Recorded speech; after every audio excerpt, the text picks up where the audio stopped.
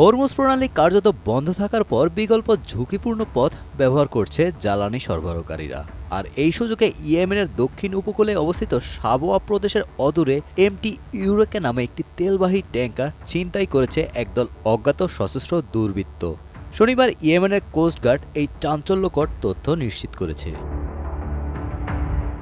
কোস্টগার্ডের প্রতিবেদন অনুযায়ী টোগোর পতাকাবাহী ওই ট্যাঙ্কারটি সাবোয়া উপকূল অতিক্রম করার সময় সশস্ত্র ব্যক্তিরা সেখানে অতর্কিত আক্রমণ চালায়। তারা জাহাজের নিয়ন্ত্রণ নিয়ে ক্রুদের জিম্মি করে এবং ট্যাঙ্কারটির মুখ ঘুরিয়ে এডেন উপসাগর হয়ে সোমালিয়া জলসীমার দিকে যাত্রা শুরু করে।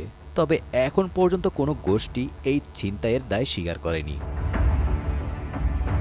এই ঘটনার আগে একই দিনে ইয়েমেনের মুকাল্লা বন্দর থেকে প্রায় ৮৪ নটিক্যাল মাইল দক্ষিণ পশ্চিমে একটি বাল্ক ক্যারিয়ার জাহাজ থেকে বিপদের সংকেত পায় যুক্তরাজ্যের মেরিটাইম ট্রেড অপারেশনস। সেখানে একটি সন্দেহভাজন সবুজ রঙের ছোট নৌকা এবং একটি ট্রলার জাহাজটির পিছু নিয়েছিল। ধারণা করা হচ্ছে এই অঞ্চলের জলদস্যুতা বা সশস্ত্র গোষ্ঠীগুলোর তৎপরতা আবারও নতুন করে মাথাচাড়া দিয়ে উঠছে।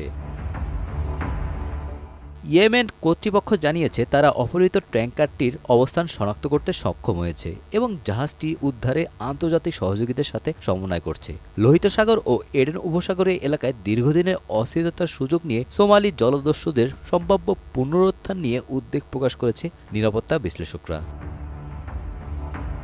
Golam Rabbani, Times today.